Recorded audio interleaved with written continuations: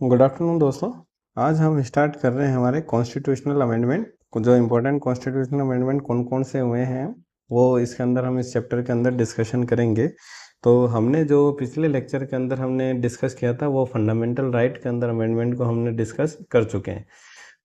अब हम बात करेंगे कि जो उसके अलावा जो हमारे ये कॉन्स्टिट्यूशनल अमेंडमेंट इम्पोर्टेंट कौन कौन से हैं वो इसके बारे में बात करेंगे। लेकिन उससे पहले हम सबसे पहले बात करते हैं कि भाई कोई भी अमेंडमेंट करने के लिए ऑब्वियस सी बात है कि भाई उसको लोकसभा या राज्यसभा से उस बिल को जो है हमें पास करवाना पड़ेगा। तो पास करवाने के लिए हमें बहुमत की आवश्यकता पड़ेगी।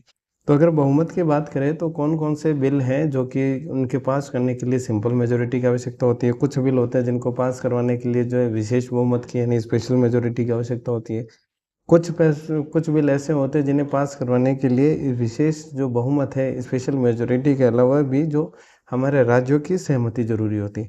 तो सबसे पहले हम बात करते हैं कैटेगरी 1 की। कैटेगरी 1 के अंदर की भाई सिंपल मेजोरिटी यानी जो सामान्य बहुमत से पास होने वाले कौन कौन से सामान्य बहुमत होता है। क्या सामान्य बहुमत का मतलब होता है कि जो भी मेंबर अभी संसद के अंदर या लोकसभा या राज्यसभा में उपस्थित हैं उनका 50% जो है वो मेंबरशिप 50% से अगर उनका ज़्यादा वोटिंग हो जाती है तो वो कौन सा होता है सिंपल मेजोरिटी से पास माना जाता है।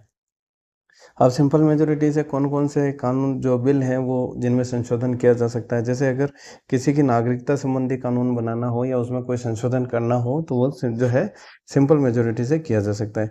इसी तरीके से अगर कोई हमें जो नया स्टेट है वो अगर बनाना हो, उसका जो नाम चेंज करना हो, उसका एरिया किसी नया जो कोई पुराना स्टेट है उसका जो नाम बदलना हो, उसका कोई एरिया सेक्टर में परिवर्तन करना हो, नई बाउंड्री क्रिएट करना हो, कोई हमने युद्ध लड़ा उससे हमारे ने कोई नया जो स्टेट है वो बना लिया, या हमको किसी ने कोई गिफ्ट में स्टेट दे दिया कि भाई आज से ये, जैसे कि अगर हमने बाउंड्री विवाद को सॉल्व करने पर जैसे कुछ हिस्सा हमारे पास आ गया, हमने उसको जो नया राज्य बना दिया।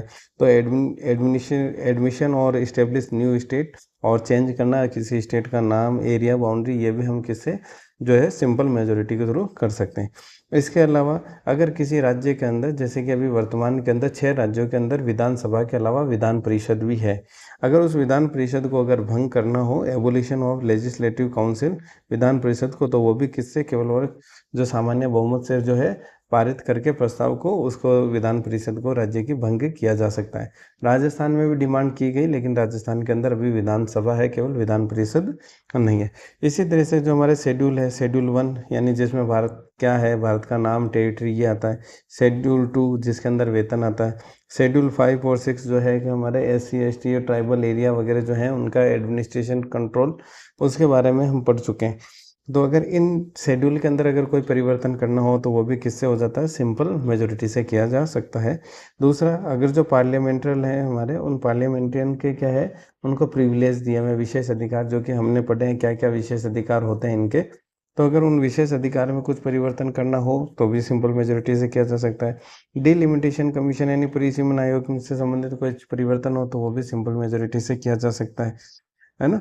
तो ये सारे के सारे वो चीज़ें हैं जिनको अगर परिवर्तन उनमें संविधान में इनमें इनके लिए संविधान संशोधन के नहीं, बिल पास करवाने के लिए जो है केवल और केवल सिंपल मेजोरिटी की आवश्यकता होती है।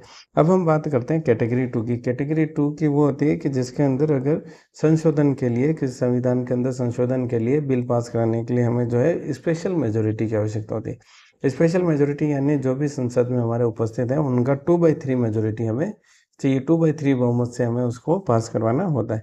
तो जैसे फंडामेंटल राइट से संबंधित हो गया, DPSP से संबंधित हो गया, यानी कुल मिला के इस तरह का जो कोई बिल है या प्रस्ताव है जिससे हमारा जो फेडरल स्ट्रक्चर है यानी हमारा जो संघीय ढांचा है उसके ऊपर कोई परिवर्तन ना हो, उसमें कोई चेंजेस नहीं हो, वो हमारे किससे पास हो सकते हैं, 2/3 बहुमत से यानी स्पेशल मेजोरिटी से उनको संशोधन किया जा सकता है।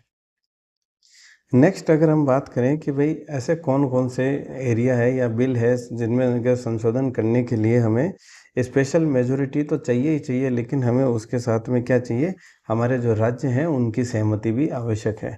तो अगर इस तरह का हम कोई भी प्रावधान लाते हैं या कोई भी संशोधन करते हैं किसी बिल के अंदर या संविधान के अंदर जिससे कि हमारा फेडरल स्ट्रक्चर यानी हमारा संघीय ढांचा अगर प्रभावित होता है तो हमें उसके अंदर राज्यों की सहमति लेना आवश्यक है। तो संघीय ढांचा हमारा कैसे कैसे प्रभावित हो सकता है, जैसे कि फर्स्ट हमने लिख रखा है भाई president election and it's manner. अगर राष्ट्रपति के जैसे इलेक्शन के अंदर स्टेट लेजिस्लेटिव असेंबली भी हिस्सा लेती है, पार्टिसिपेट उसके करते हैं। अगर इसके अंदर अगर कुछ परिवर्तन हुआ, आपने स्टेट लेजिस्लेटिव असेंबली को बाहर ही कर दिया, तो अगर इससे रिलेटेड अगर कोई संशोधन किया जा रहा है तो फिर उसके अंदर राज्यों की सहमति होना आवश्यक है। इसी तरीके से अगर एग्जीक्यूटिव पावर ऑफ यूनियन का अगर एक्सटेंड करें, यानी जो हमारी कार्यपालिका संघ की जो कार्यपालिका है, अगर उसकी शक्तियों का विस्तार करे, उसकी शक्तियों का विस्तार करने से जैसे है कि भाई वो उसको कोई स्टेट लिस्ट के जो कानून हैं उनके ऊपर उनको पावर, जो क्या बोलते हैं स्टेट जो लिस्ट है उनके ऊपर उसको कानून बनाने की शक्ति मिल जाए एक तरह से, है ना। वो दूसरे की कभी भी इमरजेंसी लगा सके, यानी यूनियन का अगर कंट्रोल, उसकी शक्तियों का विस्तार हो रहा है तो वो भी हमारे फेडरल स्ट्रक्चर में परिवर्तन ही होता है। तो अगर उस तरह का भी कोई संशोधन होता है तो उसके अंदर भी हमें स्पेशल मेजोरिटी की ज़रूरत पड़ेगी। इसी तरह से अगर सुप्रीम कोर्ट और हाई कोर्ट के जो जज हैं उनका अपग्रेडेशन है, 1 मिनट। इसी तरह से अगर जो बात करें हम सुप्रीम कोर्ट हाई कोर्ट के जजेस का, सुप्रीम कोर्ट और हाई कोर्ट के जो जजेस होते हैं उनके जो क्या कहते हैं उनका अपॉइंटमेंट होता है, उसके अंदर हमारे राष्ट्रपति की सलाह ली जाती है। और अगर राज्य के अंदर हाई कोर्ट हो तो हमारा जो गवर्नर की सलाह ली जाती है। तो अगर इनकी सलाह में या इनकी जो शक्तियों पर अगर कोई प्रतिबंध लगता है तो वो भी हमारा क्या होता है, फेडरल स्ट्रक्चर के अंदर चेंज माना जाता है। इसी तरह से जो डिस्ट्रीब्यूशन ऑफ लेजिस्लेटिव पावर, जो विधायी शक्तियों का जो आवंटन है राज्य और केंद्र के मध्य, अगर उसमें कोई किसी प्रकार का परिवर्तन हो, जीएसटी जैसे उसके अंदर स्टेट का भी टैक्स शामिल हो जाता है, एसजीएसटी, तो जीएसटी से काउंसिल हो। सेवंथ शेड्यूल के अंदर आता है separation of power between central and state, और तीनों तरह की सूचियाँ आ जाती है जिसके अंदर स्टेट लिस्ट आ जाती है, सेंट्रल लिस्ट आ जाती है, कॉन्करेंट लिस्ट आ जाती है ना। तो ये जो सारे के सारे आते हैं इनके अंदर क्या हमारे राज्य भी प्रभावित होते हैं। तो ऐसा कोई भी संशोधन जिसके अंदर हमारे जो फेडरल स्ट्रक्चर अगर प्रभावित होता है तो उस तरह के कानून के अंदर या बिल के अंदर जो संशोधन के लिए हमें स्पेशल मेजोरिटी के साथ में जो है राज्यों की सहमति भी आवश्यक होती है। अब हम अगर बात करें कि अगर आज तक इम्पोर्टेंट कॉन्स्टिट्यूशन अमेंडमेंट कौन कौन से हुए, एग्जाम में कौन कौन से पूछे गए हैं, तो अगर उसके बारे में अगर हम बात करें तो जो 26वां संविधान संशोधन है 1971 के अंदर, उसके अंदर क्या कर दिया गया था, जो भी प्रीवी पर्स जो पहले रियासतों के राजाओं को मिलता था भारत में विलय होने के समय में, वो उसको क्या कर दिया गया, इनको खत्म कर दिया गया। उस समय जैसे कि भाई उदयपुर के महाराणा जो थे भूपाल सिंह जी, तो उनको 20 लाख रुपए जो है प्रीवी पर्स यानी सालाना दिया जाता था। तो उनको क्या कर दिया 1971 के अंदर कानून बना के समाप्त कर दिया। इसी तरह से जो 31वां संविधान संशोधन है 1972 के अंदर, उसके अंदर क्या हुआ कि भाई जो लोकसभा की जो सीटें हैं वो 525 से बढ़ा के 545 कर दी, तो इसलिए 31वां जरूरी है याद रखना। 42वां संविधान संशोधन और 44वां संविधान संशोधन, ये हमारे सबसे मुख्य इंपॉर्टेंट संविधान संशोधन है, और ज़्यादातर जो क्वेश्चन पूछे जाते हैं वो 42वें से पूछे जाते हैं, क्योंकि 44वें में तो क्या करा है कि जो 42 के अंदर जो डिस्टोर्शन कर दिया सरकार ने उसको वापस सुधारने का काम किया हुआ है 44वें संविधान संशोधन में। तो 42 का जो है इसको जो है मिनी कॉन्स्टिट्यूशन भी बोला जाता है। क्या बोला जाता है इसको, also known as mini constitution.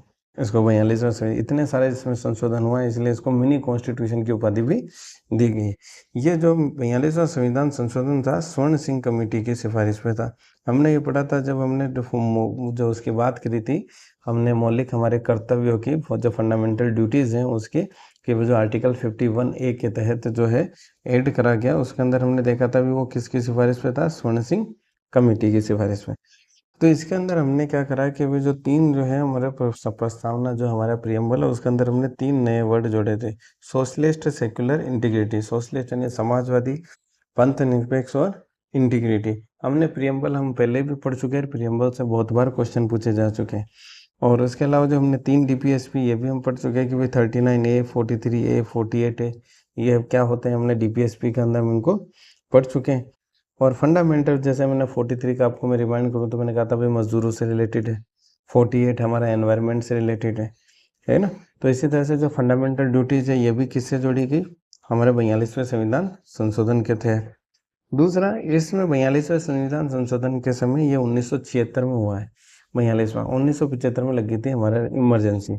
तो इन्होंने के जब इमरजेंसी के अंदर लोगों ने रिट लगाई, तो फिर जब सरकार वापस आई सत्ता के अंदर, जब सरकार इमरजेंसी हटी तो फिर उन्होंने कोशिश करी कि भी जो रिट पिटीशन को क्या कर दिया इन्होंने कर्टेल कर दिया, और जुडिशियल रिव्यू को यानी न्यायिक समीक्षा को इन्होंने क्या कर दिया, कर्टेल कर दिया, यानी इसके अंदर जो इनकी पावर है उसके अंदर क्या कर दी इन्होंने, कटौती कर दी 42। तो 42वें संविधान संशोधन से जुडिशियल रिव्यू और रिट पिटीशन की जो पावर उसमें क्या कर दी, सुप्रीम कोर्ट की कटौती कर दी।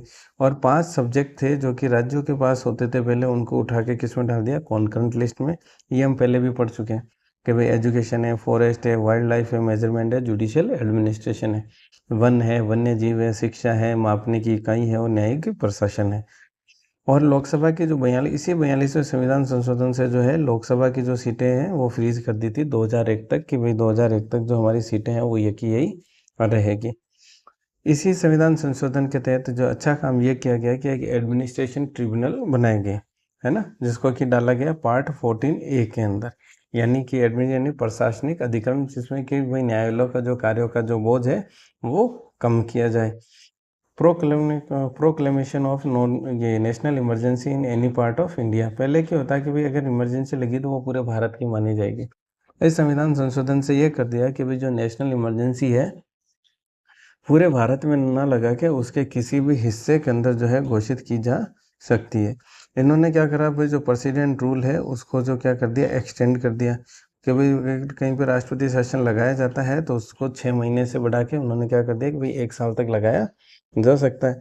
और इन्होंने कहा कि भाई जो आर्म फोर्सेज है, जो हमारे सशस्त्र बल हैं, कि deploy arm force to deal with law and order problem, कि अगर कहीं पे भी कानून से अगर संबंधित प्रॉब्लम है तो उसके में जो सेंट्रल फोर्सेज हैं वो वहाँ पे डिप्लॉय की जा सकती है। अभी आपने देखा होगा रिसेंट केस, जब पश्चिम बंगाल के अंदर दंगे हुए थे तो वहाँ पे भी ये न्यूज़ चैनल में आपने देखा होता है कि सरकार जो है राष्ट्रपति शासन क्यों नहीं लगा सकती। तो उसका कारण यही है कि सरकार केवल लॉ एंड ऑर्डर की प्रॉब्लम के रिगार्डिंग जो है वो वहाँ पे राष्ट्रपति शासन नहीं लगा सकती। जबकि इसमें ये इसको हमने चेंज कर दिया, ये 42वें संविधान संशोधन में 44 के अंदर हम इसको चेंज कर देंगे वापस। दूसरा कि भाई जो creation of all India judiciary service, जो कि अभी वर्तमान में नहीं है, कभी भी ऑल इंडिया जुडिशल सर्विस नहीं है, इसके थ्रू कोई रिक्रूटमेंट नहीं होते ये। लेकिन याद रखना भी 42वें संविधान संशोधन में हमने ये काम किया है। इन्होंने लोकसभा और राज्यसभा का जो है, लोकसभा और स्टेट का जो अपने राज्य की विधानसभा है उसका जो विधानसभा का कार्यकाल बढ़ा के 5 से कितना कर दिया, 6 साल। तो एक तो इन्होंने 5 से यानी 42वें संविधान सभा में संशोधन में इन्होंने क्या क्या चेंज किए। लोकसभा जो हमारी विधानसभा उसका कार्यकाल 5 से 6 साल कर दिया। All India judicial service create कर दी कि भाई लॉ एंड ऑर्डर की भी अगर किसी राज्य के अंदर प्रॉब्लम है तो वहाँ पे जो सेंटर है अपनी फोर्स को डिप्लॉय कर सकता है। प्रेसिडेंट रूल को बढ़ा के 6 महीने से इन्होंने 1 साल कर दिया। वो नेशनल इमरजेंसी की घोषणा भारत के किसी भी हिस्से के लिए की जा सकती है, जरूरी नहीं कि पूरे भारत में किया जाए। एक प्रशासनिक अधिकरण की इन्होंने स्थापना जो है इस्टेब्लिश कर दी है। लोकसभा सीटों को 2001 तक इन्होंने फ्रीज कर दिया। 5 सब्जेक्ट थे जो स्टेट लिस्ट से हटा के कॉन्करेंट लिस्ट में डाल दिए। जुडिशियल रिव्यू और जो रिट पिटीशन है उनके अंदर जो सुप्रीम कोर्ट की शक्तियाँ उनको इन्होंने क्या कर दिया, कम कर दिया। इसके अलावा इन्होंने फंडामेंटल ड्यूटीज आर्टिकल, ये 3 DPSP और 3 नए वर्ड जो है 42वें संविधान संशोधन के द्वारा जोड़े गए। फिर जब जनता गवर्नमेंट वापस आई, फिर 44वें संविधान संशोधन उन्होंने किया 1978 के अंदर, और उन्होंने जो भी 42वें संविधान संशोधन के अंदर डिस्टोर्शन है उस डिस्टोर्शन को क्या करा, नलीफाई करा। ठीक है, तो इन्होंने सबसे पहले तो काम करा भी, जो इन्होंने लोकसभा और जो विधानसभा का जो कार्यकाल 5 से बढ़ा के 6 साल किया था उसको वापस रिस्टोर करके कितना कर दिया, 5 साल कर दिया, है ना। इन्होंने जो प्रेसिडेंट को है जो इन्होंने वापस इन्होंने शक्तिशाली उसको पावर किया, एम्पावर किया कि भाई अगर आपको एक बार आप किसी भी जो बिल है या जो भी अधिनियम है, अधिनियम बनने से पहले बिल ही होता है, तो बिल को जो आप है एक बार वापस रिकंसिडरेशन के लिए वापस भेज सकते हो। इन्होंने जो इंटरनल जो डिस्टर्बेंस होता है वर्ड, उसको इन्होंने जो रिप्लेस कर दिया आर्म रिबेलियन से, कि अगर कोई आंतरिक अशांति की वजह से, पहले क्या होता है कि भाई कहीं पे भी अगर इमरजेंसी लगानी होती तो इंटरनल डिस्टर्बेंस का नाम लगा के भाई आंतरिक अशांति है, और आंतरिक अशांति के नाम पे जो है ये जो राष्ट्रपति शासन है वो लगाया जा सकता था। लेकिन इन्होंने 44वें संविधान संशोधन में इंटरनल डिस्टर्बेंस की जगह अब कर दिया कि भाई आर्म रिबेलियन के भाई अगर कोई सशस्त्र विद्रोह होता है तभी वहाँ पर जो है इमरजेंसी लगाई जाए। ऐसे नहीं हो कि भाई लॉ एंड ऑर्डर की प्रॉब्लम हो, आंतरिक अशांति होगी तो ऑब्वियस सी बात है लॉ एंड ऑर्डर की प्रॉब्लम होगी, तो उसकी वजह से आपने जो है वहाँ पर इमरजेंसी घोषित कर दी। प्रेसिडेंट जो है डिक्लेयर कर सकता है कि नेशनल इमरजेंसी कब कर सकता है, ओनली ऑन रिटर्न रिकमेंडेशन पे। अगर प्रेसिडेंट को आपने लिखित के अंदर रिकमेंड किया है किसी भाग के अंदर जो नॉट ये नेशनल इमरजेंसी लगाने के लिए, तभी नेशनल इमरजेंसी लगाई जा सकती है, अदरवाइज नहीं लगाई जा सकती। और डिलीटेड, इन्होंने डिलीट कर दिया राइट टू प्रॉपर्टी एक्ट को, क्योंकि उसको जो फंडामेंटल राइट नहीं है, और उसको जो है डिलीट कर दिया राय संपत्ति के अधिकार को। फंडामेंटल राइट जो है हमारे 20 और 21 हमने जब पढ़ा था तब भी बात करी थी कि भाई ये दोनों जो है किसी भी सिचुएशन के अंदर दोनों जो चाहे कैसी भी इमरजेंसी लगे, ये दोनों जो है सस्पेंड नहीं किए जाएंगे। Article 20 and 21 can not be suspended during emergency. और हमने उसके खिलाफ केस भी देखे थे कि भाई अगर आर्टिकल 21 यानी जीवन जीने का अधिकार को अगर सस्पेंड कर दिया तो this would be end of law, यानी ये फिर कानून का अंत होगा। और इन्होंने जो वापस जो कोर्ट से पावर छीनी थी, न्यायिक समीक्षा की है, उनकी रिट पिटीशन में जो उसमें रिट में इन्होंने कटौती करी थी, तो इन्होंने जो कोर्ट को वापस से पावर दी in case the grant power to court in case of president election में, पीएम इलेक्शन में, वाइस प्रेसिडेंट में, जुडिशियल रिव्यू के अंदर, रिट के अंदर इनको वापस क्या करा गया, रिस्टोर किया गया। इसके बाद इम्पोर्टेंट, मोस्ट इम्पोर्टेंट आता है कि भाई ये 52वां संविधान संशोधन यानी 52 संविधान संशोधन 1985 ईयर भी इसका इम्पोर्टेंट है। यह आता है 10वें शेड्यूल के अंदर जोड़ा गया, हमने वहीं पे भी पढ़ा था एंटी डिफेक्शन लॉ के बारे में, कि कब कब जो दल बदल विरोधी कानून है कैसे काम करता है। कि अगर एक बार आपने जिस पार्टी से चुनाव लड़ा है तो अगर आप उसकी पार्टी को, जो अगर आपको पार्टी खुद निकालती है तब तो आपकी विधायकी नहीं जाएगी, लेकिन आपने अगर सांसदी नहीं जाएगी, लेकिन आपने अपनी स्वेच्छा से अगर किसी और पार्टी को ज्वाइन कर लिया तो फिर आपकी सांसदी जो है चली जाएगी। अगर नॉमिनेटेड मेंबर है 6 महीने में कोई पार्टी ज्वाइन कर सकते हैं, 6 महीने बाद नहीं कर सकते। इसी तरह से कोई निर्दलीय चुनाव लड़ा है तो बाद में वो किसी पार्टी को ज्वाइन नहीं कर सकता। इसी तरह अगर किसी पार्टी के 2/3 जो है सांसद या विधायक अगर एक साथ पार्टी को छोड़ दे तो उनके ऊपर दल बदल जो कानून है वो लागू नहीं होगा। तो ये हमने 52वां संविधान संशोधन है, ये हम पहले ही पढ़ चुके हैं शेड्यूल जब हमने पढ़े थे। इसी तरह से कि भाई अगर 61 संविधान संशोधन है, उसके अंदर हमारी जो वोटिंग एज है उसको पहले क्या थी, 21 थी, उसको घटा के कितना कराए, 18 कराए। 86 जो संविधान संशोधन है हम बहुत बार पढ़ चुके हैं कि इसके तहत हमारे 51A जोड़ा गया फंडामेंटल ड्यूटीज़ के अंदर। आर्टिकल 21A जोड़ा गया जिसमें 6 से 14 जो है एजुकेशन की बात। आर्टिकल 45 जोड़ा गया 0 से 6 ईयर के बच्चे के, यानी प्री प्राइमरी टू जो है उसको एजुकेशन मिले, उसको खाना पीना, उसकी एजुकेशन के रिगार्डिंग। ठीक है, तो ये 86 संविधान संशोधन भी इम्पोर्टेंट है। 91 संविधान संशोधन इसलिए इम्पोर्टेंट है क्योंकि इसके अंदर जो हमारे विधानसभा हो चाहे हमारी लोकसभा हो, उसके अंदर जो नंबर ऑफ मिनिस्टर है वो मैक्सिमम जो कर दिए 15%, सीएम और पीएम सहित। कि हमारे जो भी अगर राजस्थान के अंदर अगर हमारे 200 सीटें हैं तो 200 का 15% 30, यानी मैक्सिमम मिनिस्टर यानी विथ इंक्लूडिंग सीएम वो कितने हो सकते हैं, 30 हो सकते हैं, है ना। इसी तरह नेशनल लेवल पे अगर हमारी लोकसभा जैसे कि भाई 545 सीट है तो 545 का 15% जो आप निकालोगे तो 15% मैक्सिमम हमारे जो है देश के अंदर मंत्री हो सकते हैं इंक्लूडिंग पीएम। 97 जो अगर हमारा संविधान संशोधन है वो उसने क्या कॉन्स्टिट्यूशनल स्टेटस दिया था, यानी संवैधानिक दर्जा दिया था कोऑपरेटिव सोसाइटीज़ को। इसके रिगार्डिंग आर्टिकल भी है हमारा, डीपीएसपी भी है, अगर आपको थोड़ा बहुत याद आता हो तो हमने इसके रिगार्डिंग डीपीएसपी पढ़ा। अगर आपको नहीं आता था तो आप एक बार रिवाइज कीजिएगा। 97 संविधान संशोधन 2011, ये भी एग्जाम में पूछा गया है। 99 संविधान संशोधन अभी हमने पढ़ा है कि भाई नेशनल जुडिशियल अपॉइंटमेंट कमीशन, जिसको कि जो सुप्रीम कोर्ट ने 2015 के अंदर जो है अवैध घोषित कर दिया, ये कह के कि भाई इसके अंदर जो न्यायपालिका की स्वतंत्रता का क्या हो रहा है, हनन हो रहा है। क्योंकि उसमें जो सिलेक्शन कमेटी है उसके अंदर 6 मेंबर है, जिसके अंदर 3 तो सुप्रीम कोर्ट से हो गए, 3 जो अदर मेंबर है उनके अंदर एक तो हमारा लॉ मिनिस्टर होता है, 2 मेंबर का जो चयन है वो सीजीआई, पीएम और जो हमारे होते हैं क्या बोलते हैं एलओपी, वो मिलकर करते हैं। तो इनकी जो बहुमत से जो भी इनकी बेंच थी उन्होंने डिसाइड किया कि भाई ये न्यायपालिका पर की स्वतंत्रता का क्या है, हनन है।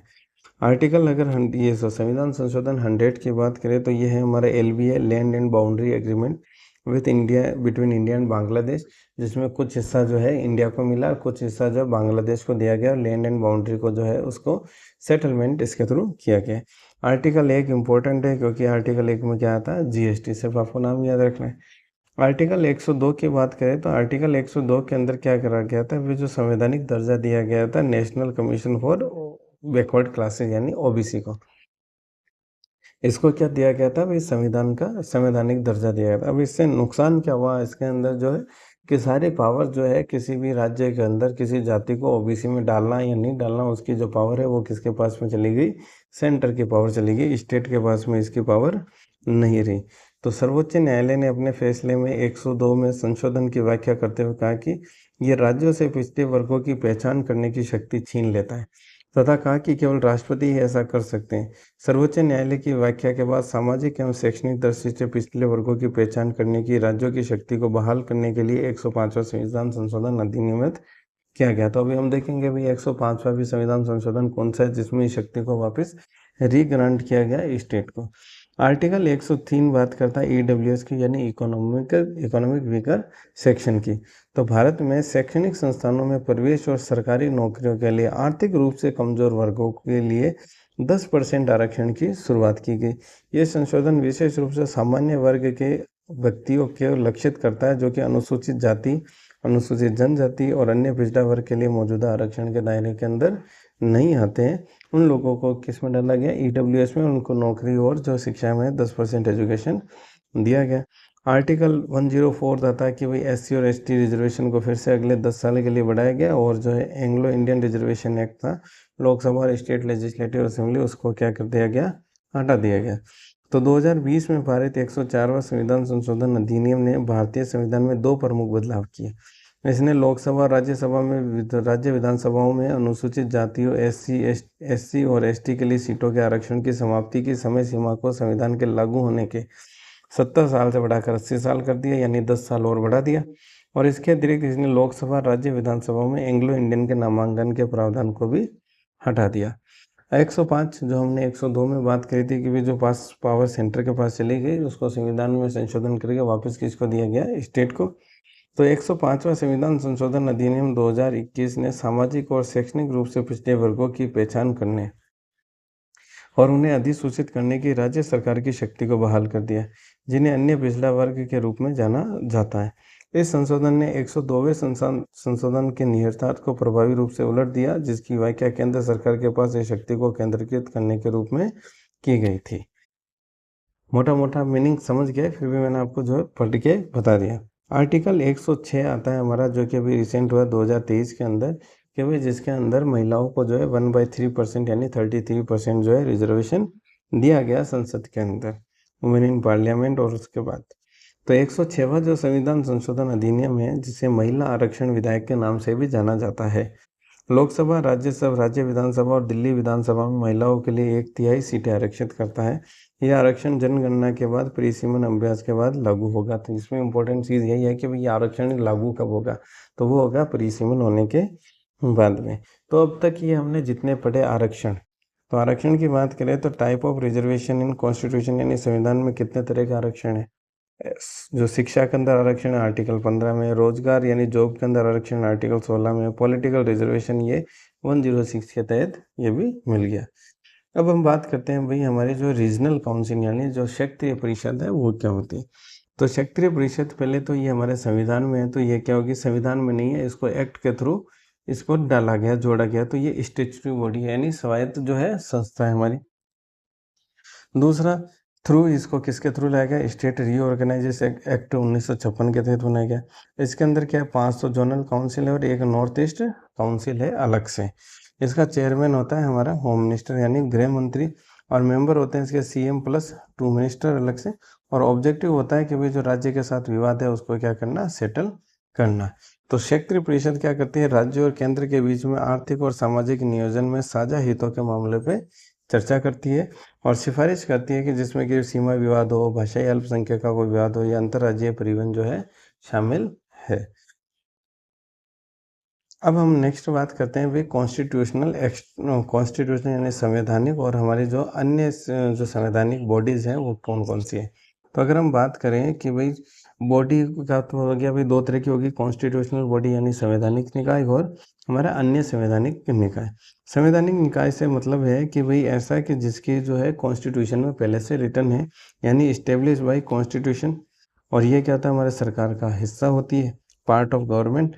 और ये इसकी ज़रूरत क्यों है कि ये उत्तरदायित्व होती है स्मूथ जो है गवर्नमेंट के चलने के लिए, यानी गवर्नमेंट अपना काम अच्छे से करती रहे उसके लिए ज़रूरी है संवैधानिक संस्थाओं का होना। और अगर इसके अंदर किसी भी तरह की जो चेंज की रिक्वायरमेंट होती है तो उसको जो संविधान में संशोधन करके किया जाता है।